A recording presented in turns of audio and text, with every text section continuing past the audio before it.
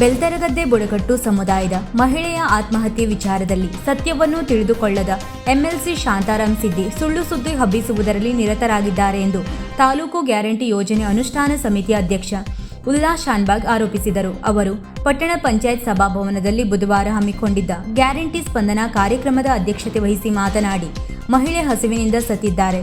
ಅವರಿಗೆ ಸರ್ಕಾರದ ಯಾವ ಸೌಲಭ್ಯವೂ ನೀಡಿಲ್ಲ, ಸರ್ಕಾರಿ ದಾಖಲೆಗಳು ಇರಲಿಲ್ಲ ಎಂಬ ವಿಚಾರ ಸುಳ್ಳು.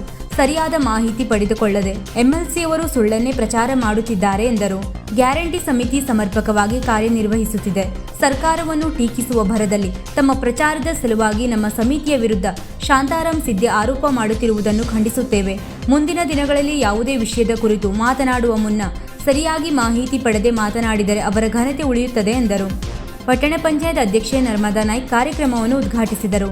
ಜಿಲ್ಲಾ ಗ್ಯಾರಂಟಿ ಅನುಷ್ಠಾನ ಸಮಿತಿ ಉಪಾಧ್ಯಕ್ಷ DN Gaonkar, taluk panchayat EO Rajesh Dhanawadkar, block Congress ಅಧ್ಯಕ್ಷ ವಿಎಸ್ ಭಟ್, ಮಾಜಿ ಅಧ್ಯಕ್ಷ ಎನ್ಕೆ ಭಟ್ ಮಾತನಾಡಿದರು.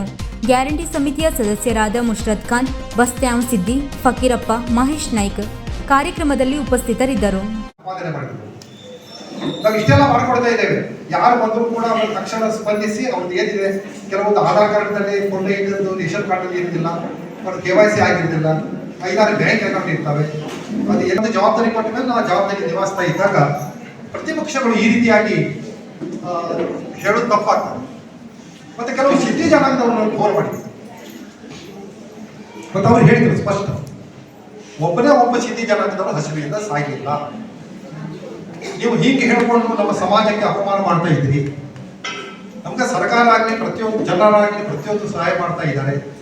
ನಾವು ಅತ್ಯಂತ ಹಿಂದುಳಿದ ಜನಾಂಗ, ನಾವು ಕೂಡ ಮುಂದೆ ಬರಬೇಕಂತ ಪ್ರಯತ್ನ ಮಾಡ್ತಾ ಇದ್ದಾಗ ಇಂತಹ ಒಂದು ಅಪಾದನೆಯನ್ನು ನೀವು ಹಾಕ್ತೀರಿ. ಸರ್ಕಾರದ ಬಗ್ಗೆ ಆಗಲಿ ಅಥವಾ ಗ್ಯಾರಂಟಿ ಸಮಿತಿ ಬಗ್ಗೆ ಆಗಲಿ ನೀವು ಸುಳ್ಳು ಹೇಳಿದ್ರಿ.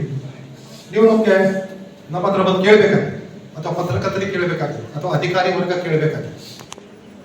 ಏನಾಗದೆ ನೋಡಿ, ಇವತ್ತು ಏನಾಗಿದೆ ಅಂದ್ರೆ ಆ ಸಿದ್ಧಿ ಜನಾಂಗ ಬಹಳ 2-3 ವರ್ಷದಿಂದ ಬಂದಿದ್ರು. 2 ವರ್ಷದ ಹಿಂದೆ ಇಲ್ಲಿ ಬಂದ ಹೇಳಿ ಪ್ರತಿಯೊಬ್ಬರು ಪ್ರಯತ್ನ ಮಾಡ್ತಾರೆ, ಪ್ರತಿಯೊಂದು ಪಕ್ಷಗಳು ಪ್ರಯತ್ನ ಮಾಡ್ತಾರೆ, ಅಧಿಕಾರಿಗಳು ಪ್ರಯತ್ನ ಮಾಡ್ತಾರೆ, ಪ್ರಯತ್ನ ನಡೀತಾ ಇದೆ.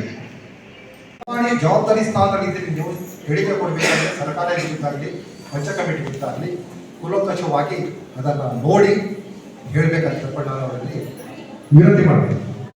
ವೀಕ್ಷಕ ಮಹಾಪ್ರಭುಗಳೇ, ನಮ್ಮ ಚಾನಲ್ ಅನ್ನು ಸಬ್ಸ್ಕ್ರೈಬ್ ಮಾಡಿ, ಶೇರ್ ಮಾಡಿ, ಪ್ರೋತ್ಸಾಹಿಸಿ.